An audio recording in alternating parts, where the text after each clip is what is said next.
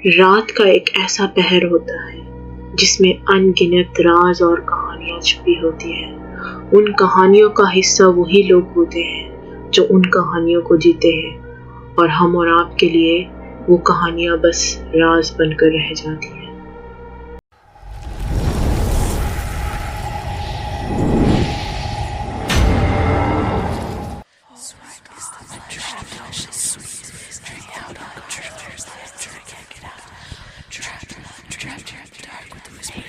हम एक बार फिर हाजिर हैं एक और खौफनाक कहानी के साथ, जहां पर रात के अंधेरे में छुपे हुए राज सामने आएंगे। खुश आमदीद विस्पर ऑफ मिडनाइट कर्स। इस्लामाबाद से कुछ ही दूर मेन रोड के साथ एक ढाबा है। रशीद वहां पर पिछले 2 महीनों से काम कर रहा है। आज उसका रात का शिफ्ट है। इससे पहले उसने रात का शिफ्ट नहीं किया था। 2 बजने वाले हैं और ढाबा बंद होने का वक्त भी हो गया है। रशीद सब कुछ समेट ही रहा था, पर ढाबे में अभी भी एक इंसान है। नसीर, ढाबे का रेगुलर कस्टमर, जो कि हर रोज रात को आता है। रशीद ढाबे के कुर्सियां वगैरह समेट रहा था और ये सोच रहा था आज कुछ ज्यादा ही ढाबा शांत है। कुछ ही दूर एक लैंप पोस्ट थी, जहां की बत्ती टिमटिमाती हुई कभी बुझ रही थी तो कभी जल रही थी। रशीद ये सब कुछ देखते हुए उसे कुछ अजीब सा महसूस होने लगा। वो चाहता था जितनी जल्दी हो सके वो ढाबा बंद कर वो घर जाए। बहुत रात हो चुकी थी। इतने में ही ढाबे में कोई और आ गया। दरवाजे में आते ही पूछने लगा, मियां ढाबे पे कोई है? ढाबा खुला है? इतने में ही रशीद दरवाजे के सामने आ गया। आते ही देखा एक लंबा चौड़ा इंसान दरवाजे के सामने खड़ा हुआ है। उनके बदन पर काला सलवार कमीज और सर पर एक बड़ी सी टोपी, जिससे उनका शक्ल कुछ खास नहीं दिख रहा। रशीद आकर ही बोलने लगे, ढाबा बंदी होने वाली है अभी। और मनी मन यही सोच रहा था कि काश ये चला जाए अभी, तभी मैं बचूं। इतने में ही वो बंदा बोल उठा, ज्यादा कुछ नहीं लगेगा, अगर कुछ खाने को मिलता तो अच्छा होता। इतने में ही रशीद ने घड़ी की तरफ नजर घुमाई। देखा 2 बज चुके थे। उसे समझ लग गई थी आज घर जल्दी नहीं जा पा रहे। अपनी परेशानी जाहिर करते हुए राशिद बोल उठा, दाल और रोटी है, इस वक्त यही मिलेगा बस। उसके बाद वो अजनबी इंसान बोल उठा, चलेगा। ये सुनने के बाद रशीद रसोई में चला गया। तंदूर से रोटी और दाल लेकर वापस आ गया। आते ही उसने देखा नसीर जहां पर बैठा था उधर नसीर था ही नहीं। वो बड़ा परेशान हो गया। थोड़ी देर पहले तो नसीर इधर ही बैठा था, अब कहाँ चला जा सकता है। नसीर चाय पी रहा था। उसकी चाय की प्याली में अभी भी चाय बची हुई है। यही सब कुछ उसके दिमाग में चल रहा था।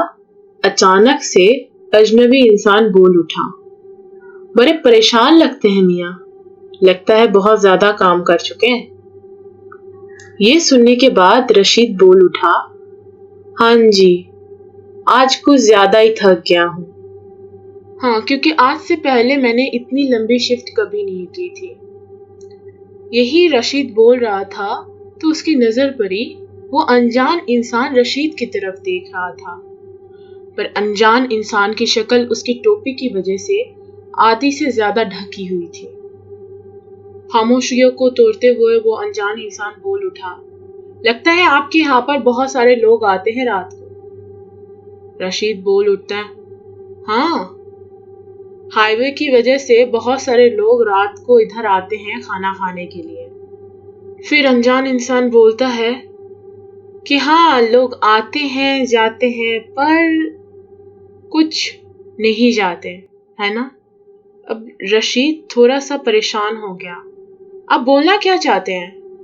अनजान इंसान बोल उठता है कि कुछ साल पहले उस लैंप पोस्ट के वहां पर एक औरत की अचानक से एक्सीडेंट हो गई थी।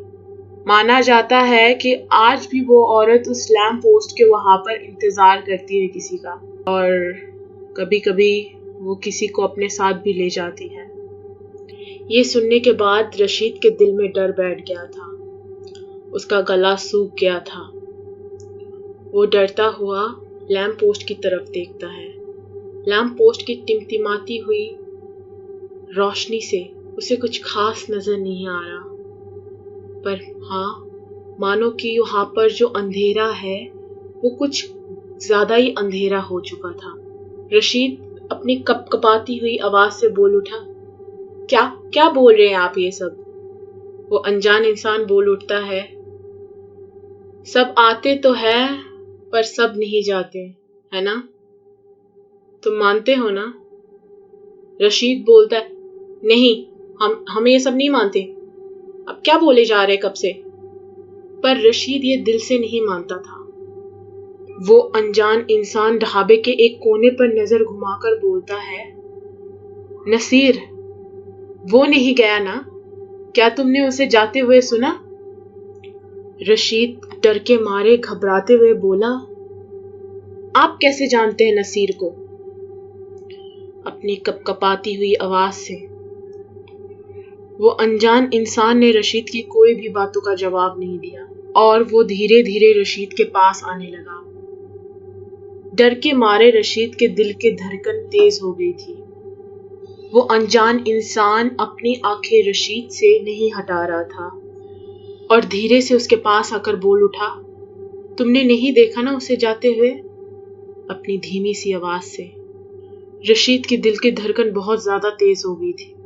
सच में रशीद ने नसीर को जाते हुए नहीं देखा था और नसीर की टेबल पर चाय अभी भी थी और नसीर ने अपनी चाय पी भी नहीं थी। धीरे धीरे ढाबा के चारों ओर ठंड बढ़ने लगी थी और रशीद और भी ज्यादा डरने लगा था। और रशीद अपनी कपकपाती हुई आवाज से अनजान इंसान से पूछा, कौन हो तुम? क्या चाहते हो? रशीद धीरे धीरे अपने हाथ को पीछे की दरवाजे की तरफ ले रहा था ताकि वो पीछे की दरवाजे से निकल सके। इतने में ही राशिद का नजर अनजान इंसान पर पड़ती है, जिसका शक्ल धीरे धीरे बदलने लगता है और उसके शक्ल पर एक अजीब खौफनाक मुस्कुराहट थी और उसके आंखों के बदले 2 बड़े बड़े छेद थे, जिसे देखने के बाद रशीद बहुत ज्यादा घबरा जाता है और अचानक से वो अनजान इंसान बोल उठता है, मैं कौन? मैं यहाँ का आखिरी कस्टमर हूँ। धीरे धीरे ढाबे के चारों ओर अंधेरा बढ़ने लगा और वो रशीद की तरफ आने लगा। रशीद घूमकर चीख मारने की कोशिश की पर उसके गले से कोई आवाज ही नहीं निकली। उस अंधेरे में हजारों आत्माओं की फुसफुसाने की आवाज सुनाई दे रही थी और धीरे धीरे वो अनजान आदमी भी उन अंधेरों में गुम होने लगा और एक अजीब सी आवाज पूरे ढाबे में छा रही थी कि तुम भी अब हम में से एक हो और आखिरी हो। इसके बाद वो अंधेरा रशीद को अपने साथ लेकर चले गए। कहते हैं जो लोग अंधेरे में रहते हैं और जो लोग अपने आप को सबसे अलग रखते हैं, ज्यादातर अंधेरा उन्हें अपने साथ लेकर जाते हैं। अगर आप नहीं चाहते कि अंधेरा आपको खा जाए या फिर आप अंधेरे में गुम हो जाए, तो हमारे चैनल को सब्सक्राइब करें और अपने दोस्तों के साथ शेयर करें और अगली बार तक अपना ध्यान रखें।